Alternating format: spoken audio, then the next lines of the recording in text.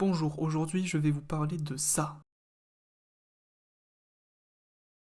Qui est, si vous me croyez ou pas, la plus grande création informatique faite par une seule personne. Et cette personne est Terence Andrew Davis.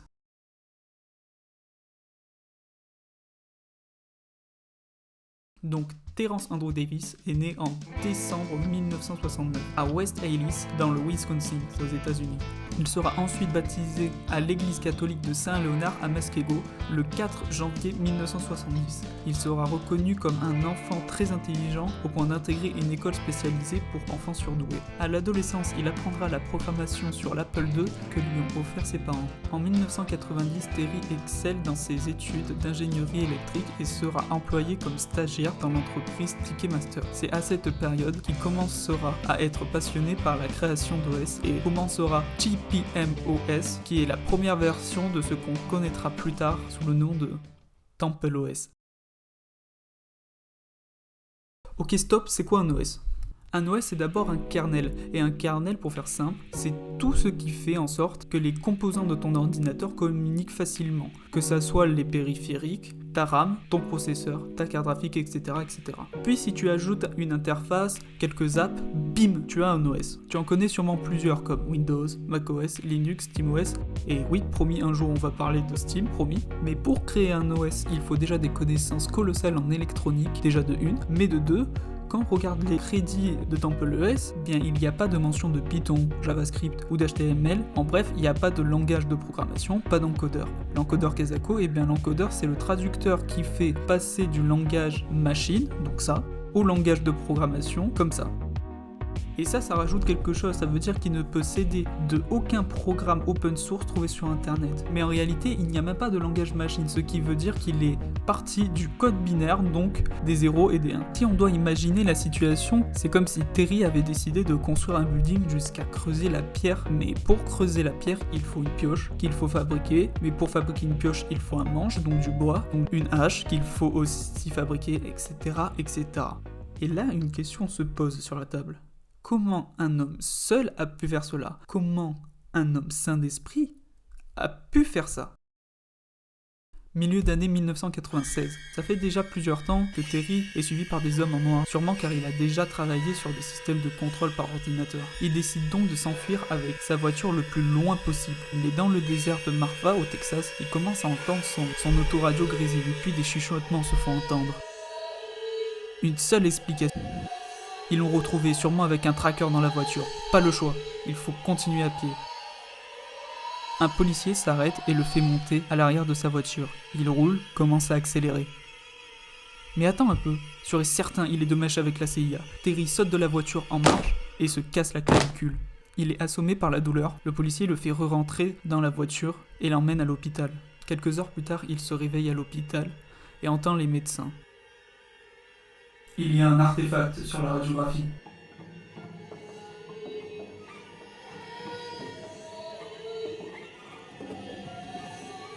Un artefact, c'est certain, il a été kidnappé par les extraterrestres. Il faut encore fuir. Il sort de l'hôpital, puis essaye de voler une voiture sur un parking jusqu'à qu'un policier passant par là l'arrête et l'emmène en garde à vue. Mais il peut pas rester là. À un moment, la CIA va le retrouver. Donc il va utiliser ses lunettes pour essayer de faire court-circuiter la sécurité, ce qui ne marche pas, et après cet échec, va se dénuder. Les agents voyant ce comportement vont donc l'amener à l'hôpital psychiatrique. Terry, vous êtes schizophrène. Voici ce qu'il entendra du psychiatre. Il va ensuite rentrer chez ses parents, à Las Vegas, arrêtant de travailler chez Ticketmaster.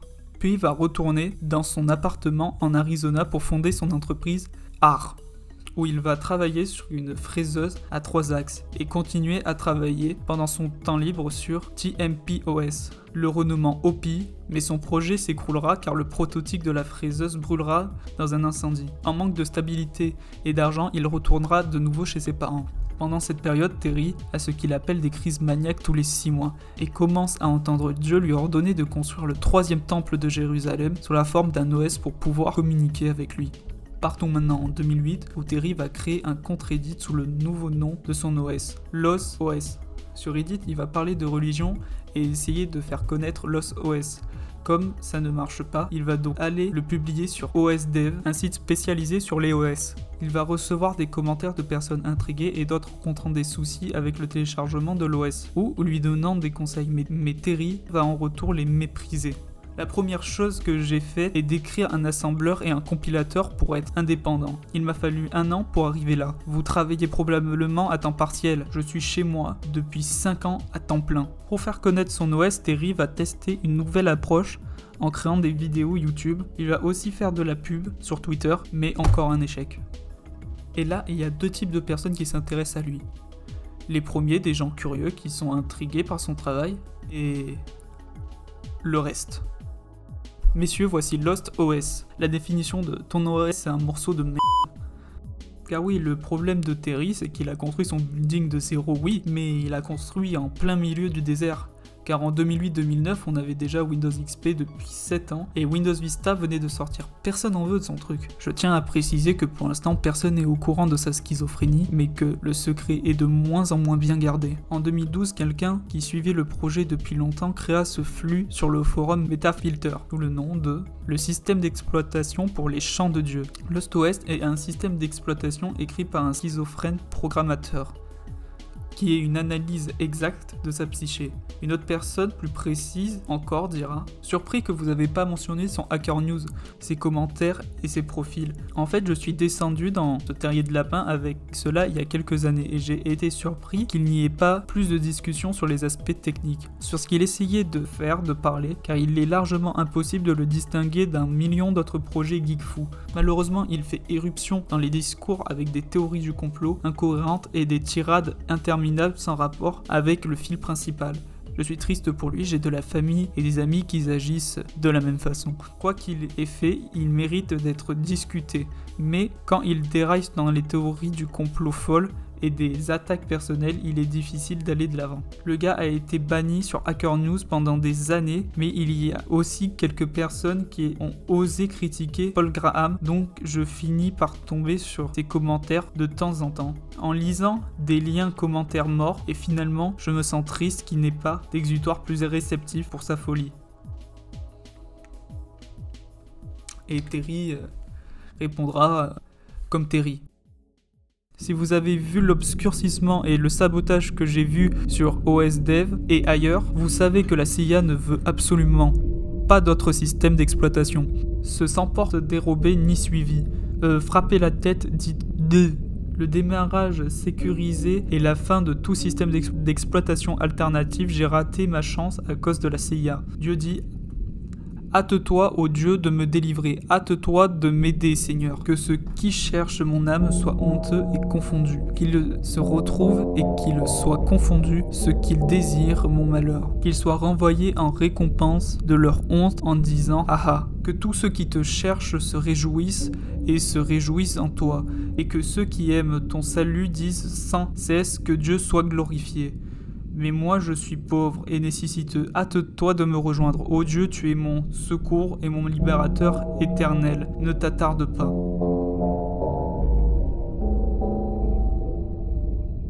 Cet événement va créer une communauté qui sera composée du meilleur et surtout du pire d'Internet.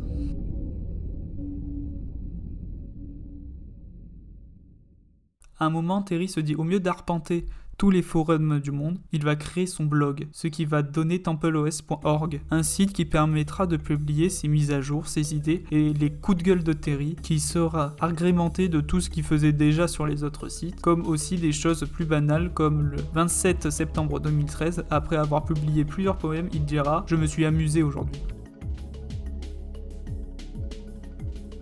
Mais une autre chose va nous intéresser cette année. Sa chaîne YouTube. Ça sera le premier endroit où on entendra sa voix. This is Luzthos, a 64-bit operating system for the IBM PC that's free and open source. It's designed for recreational programming.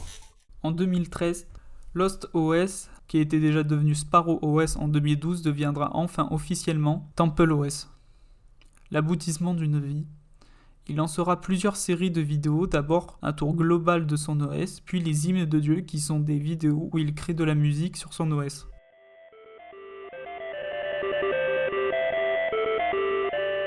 Il commencera plusieurs centaines de vidéos dédiées à Larry Page, le cofondateur de Google, persuadé qu'il pourrait attirer son attention.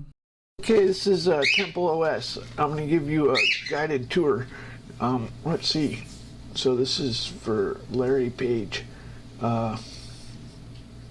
It's 64-bit, and the command line feeds into a C compiler. The command line feeds into a C compiler.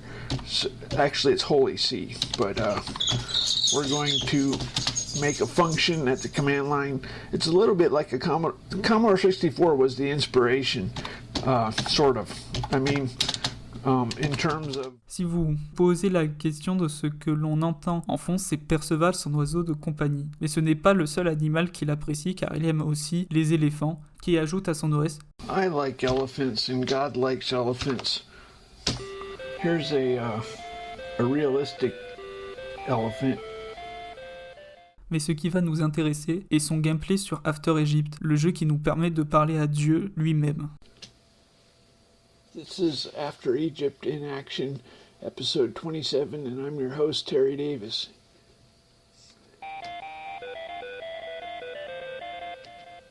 Okay, let's talk with God. Okay, Mr. God, what's up with Ebola? What are you doing?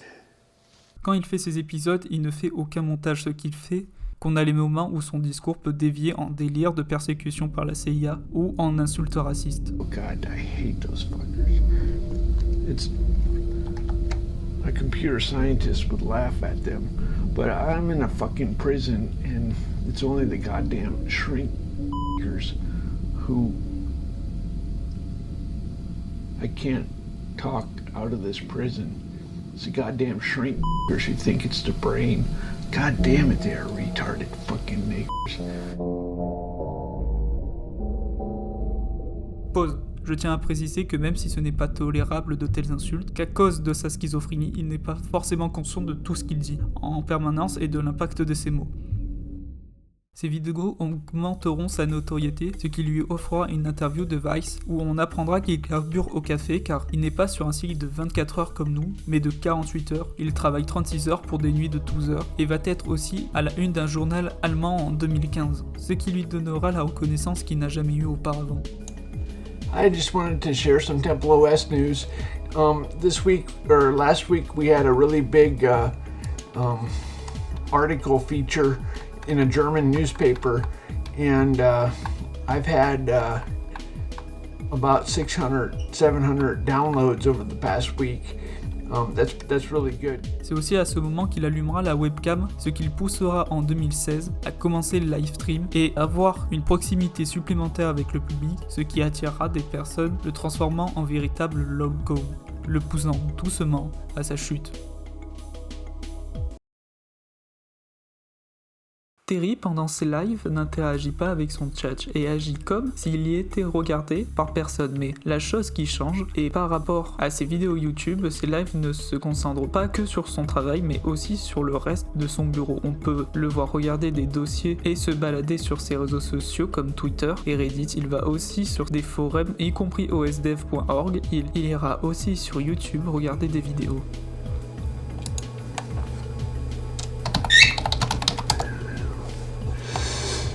Oh yeah, I know my website's on my computer. Physique Girl, de son vrai nom Diana Cohen, est une youtubeuse de vulgarisation scientifique aux millions d'abonnés, qui pour Terry ne sera pas qu'une recherche sur YouTube, mais une véritable obsession, utilisée par des utilisateurs malveillants de 4chan qui lui feront croire que Diana est amoureuse de lui. Terry, s'accrochant à cette illusion, faite de faux mails, de faux messages pour le manipuler, ils le feront tomber dans le panneau, profitant de sa crédulité et de son besoin de connexion humaine.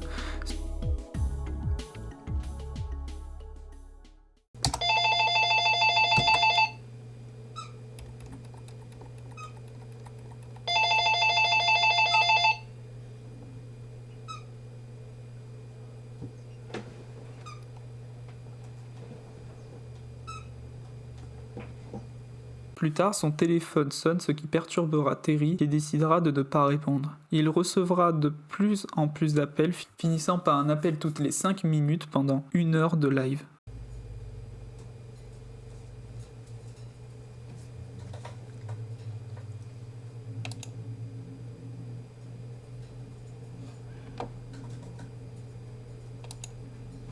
Okay, I'm gonna turn off the streaming. Voici comment se termine le premier live de Terry.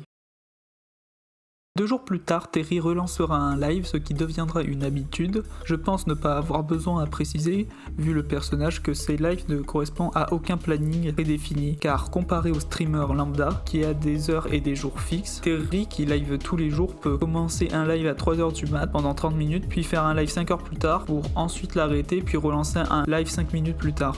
Par contre, ce que je peux préciser, c'est qu'en 2016, il fera 400 lives, qu'en 2017, il fera plus de 2000 lives et vidéos. Cela peut s'expliquer par un vide émotionnel profond causé par l'aboutissement de TempleOS. Ce qui aurait pu juste apaiser son esprit le met maintenant en phase de doute, comme celui de son avenir, de la signification de son travail ou de ce qu'il est dans le monde. What? I made God's temple, and now I'm waiting for something to happen. I've been fighting to bring it to fruition, but I'm in some kind of prison or something. So basically now I just kind of kill time. Et quelques temps plus tard, son oiseau Perceval meurt, ce qui accélérera sa chute. My poor bird is dying. That's Percival. I don't know if you can.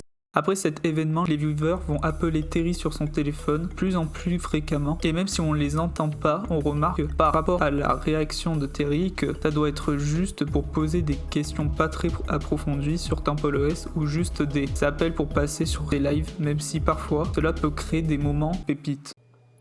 It's like Internet Explorer. What do you use Internet Explorer for on Windows? Yeah, I know, but do you know the joke? What do you use Internet Explorer for? No, listen. Are you listening to me? Are you listening to me? There's a joke. What do you use Internet Explorer for? No, to download Firefox. Have you heard that joke? You never heard the joke? Listen. Comme ce moment où Terry veut absolument faire comprendre sa blague. Mais c'est aussi des appels le poussant à bout qu'il obtient, et de plus en plus de discours déviants. On est le 1er janvier 2017 et à ce jour-là, il va enregistrer une vidéo tuto installation de TempleOS, mais cette fois-ci, pas à sa communauté, mais à Diana Cohen, alias Physic Girl. So we're gonna do file. This is for Diana. Car Terry est persuadé avoir un lien particulier avec elle, et ça se voit dans ses emails qui se rapprochent beaucoup plus du spam qu'autre chose. Mais dans ces emails, rien d'inapproprié ou de déplacé, juste des détails techniques sur TempleOS. Mais Terry ne s'arrête malheureusement pas au cours de ses lives, il va enregistrer ses photos sur les réseaux sociaux, où il scrutera chaque post et chaque commentaire. Le 15 mars, une limite inacceptable a été franchie par les trolls. Ils enverront un email où ils se feront passer pour Diana. Terry, heureux d'avoir une réponse de sa part, va ouvrir l'email en live, rempli de photos truquées, où la tête de Diana va être posée sur des corps nus. Terry va être très gêné et va couper le live. Livestream got suspended for porn. YouTube, très à cheval sur ce sujet, va bloquer les lives YouTube de Terry pendant 90 jours pour diffusion pornographique. Pour Terry, c'est un choc pour lui, les live streams sont toute sa vie. Il va donc tenter sa chance sur Hitbox, un site de diffusion de stream, mais son compte va se faire pirater à chaque tentative. Donc il va se mettre au vlog avec les Paladin Walks. Les Paladin Walks sont des vlogs où on voit Terry et un peu plus de son univers déformé. Terry, dans ses premiers vlogs, sort de chez lui, puis s'arrête sur un mur doré dans son quartier. On découvre aussi sa passion pour la musique et la batterie, très aléatoire. D'ailleurs, la communauté va lui acheter une mini batterie pour qu'il puisse en jouer. Donc, voilà.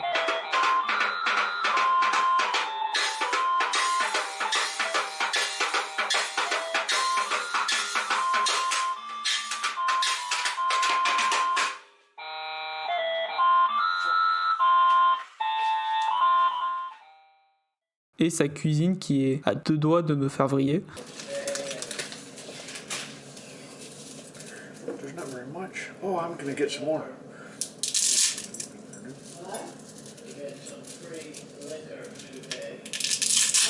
Hey, I got a new weed.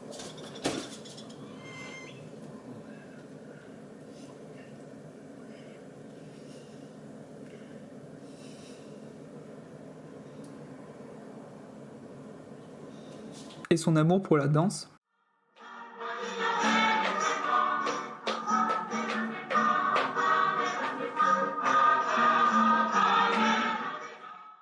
On le voit aussi dans d'autres situations comme le jour où il fait sa réserve de boissons. Came around that corner, I grabbed that right there. What if I grabbed it right there? It would not fucking work. Because fuck you, because it slid. Because I'm a fucking MasterCard. Mais ce qui va nous intéresser, c'est l'entrée de personnages en arrière-plan, ses parents. Et on remarque le point commun qu'il a avec son père. Well, we normally say the Our Father. We repeat, Eternal Father, I offer you the body and blood, soul and divinity of your dearly beloved Son, our Lord Jesus Christ, in atonement for our sins and those of the whole world.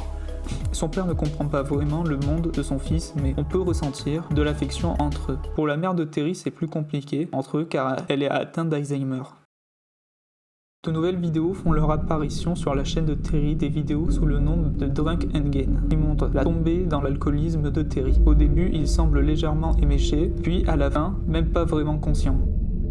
I don't see anything fun about it. It looks like shit. It looks like shit television. You're in hell because you got shit television, okay? So there. I'm not the only. Daddy's the one. I never. Il commence à se disputer avec ses parents sans aucun fondement, même si une fois il aura un éclair de lucidité. I'm sorry. I made myself. I don't know. You were good, and I made myself hatred for some reason. I don't know. Forgive me. I have to try and figure out why I remember that I love you. Because mom is the best mom in the world.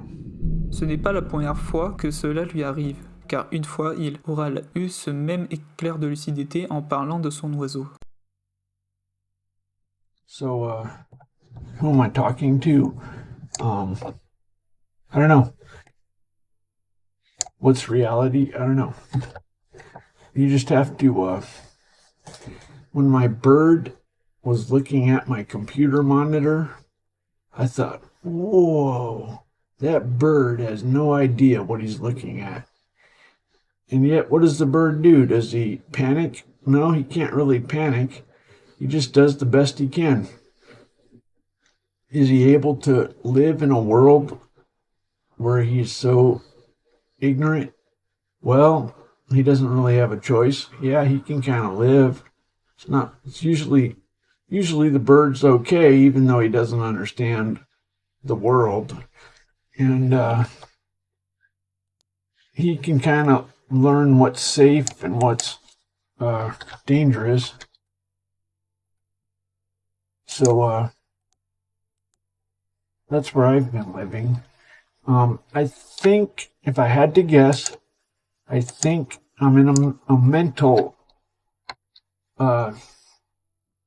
program. I have had a fake internet, and I've been struggling to tell them it's God, but they don't listen. You're that bird looking at the monitor, and you're thinking to yourself, I can figure this out.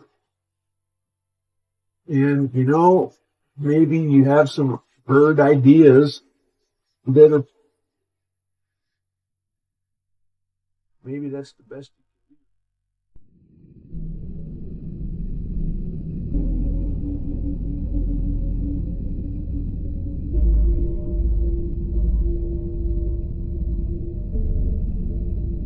Terry se fera arrêter pour violence domestique sur son père. Il va donc sur la route seul avec son van, 2 valises et 2 sacs de couchage. Terry semble apaisé avec cette période de sa vie où on le ressent plus libre que jamais. Mais ce qui va nous intéresser est un appel avec sa sœur. On y apprend que Terry a un procès et $2000 à payer. Il essaye de prendre sa responsabilité, n'oublie pas la date du 31 octobre, mais oublie pourquoi elle est importante. Mais comme il n'a pas payé l'amende, il se fera enfermer puis libéré par le créateur de 4chan et 8chan. Terry, après sa sortie, va faire de moins en moins de vidéos, partant plus en plus dans des délires provoqués par sa solitude.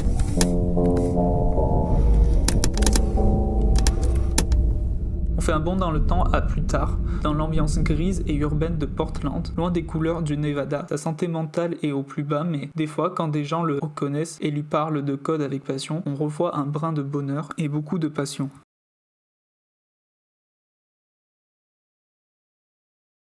Toutes les vidéos de Terry sont supprimées, sauf une, sa nouvelle vidéo, où on le voit profiter du wifi d'une jolie bibliothèque.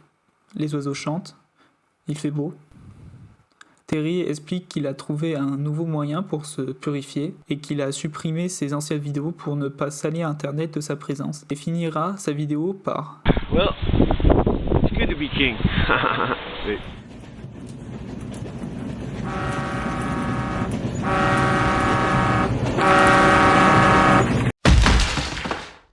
Terry se suicidera en marchant le long des rails d'un train, attendant la mort qui sera venue. Cette histoire nous a offert le plus grand projet informatique de tous les temps, encore affiché dans des musées à Paris. Mais c'est surtout une fenêtre tous ces gens abandonnés à cause de leur maladie. Merci et abonnez-vous.